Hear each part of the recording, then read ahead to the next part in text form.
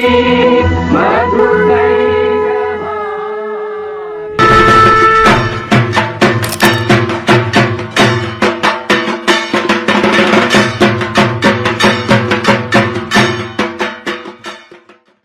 में आप सभी का हार्दिक अभिवादन है।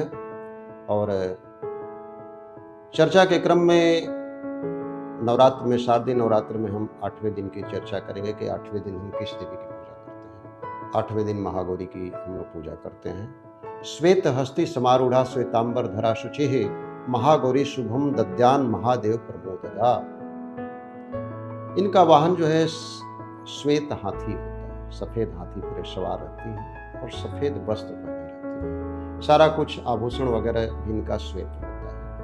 और महागौरी गोरे रंग के होने से इनको महागौरी कहा गया। लेकिन इसके पीछे पौराणिक कथा है। महागौरी क्यों कहा गया, ये कैसे गौर वर्ण की हो गई। शिव को पति के रूप में पाने के लिए इन्होंने घोर तपस्या अपने जीवन में की। और तपस्या करते करते स्थिति ये हो गई कि इनका रंग रूप एकदम काला हो गया, शरीर एकदम जीर्ण हो गया, कृष्काय हो गई।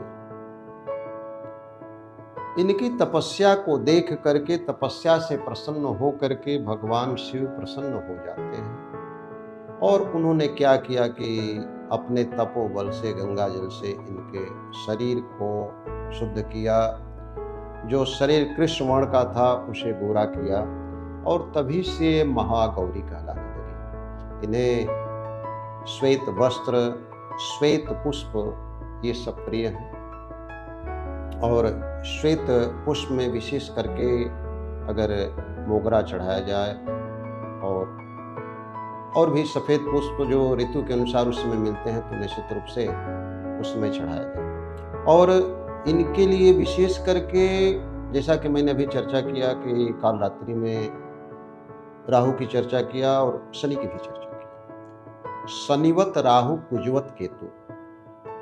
शनि का गुण राहु में पाया जाता है और मंगल का गुण जो है केतु में पाया जाता है। तो विशेष करके काल रात्रि की उपासना से राहु का भी प्रकोप शांत होता है। राहु के प्रकोप को शांत करने के काल रात्रि की हम लोग उपासना करते हैं।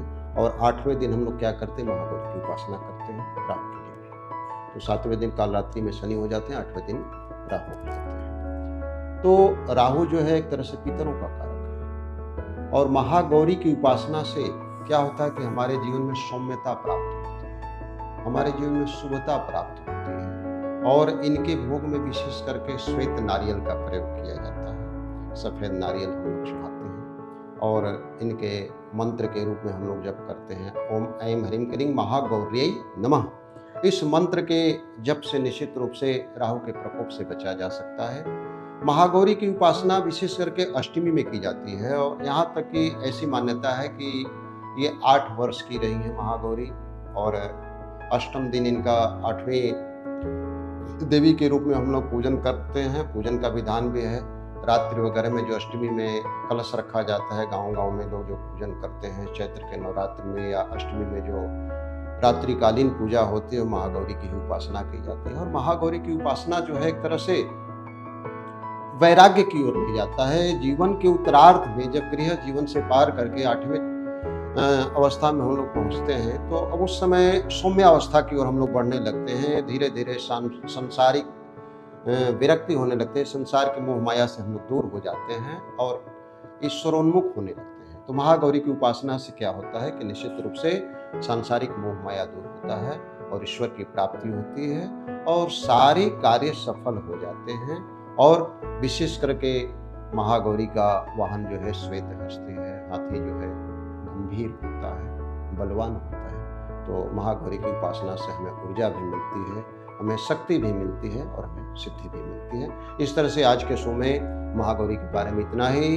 कल अगले दिन हम चर्चा करेंगे 9वीं देवी सिद्धिदात्री के बारे में। तब तक के लिए हम विदा लेते हैं। धन्यवाद।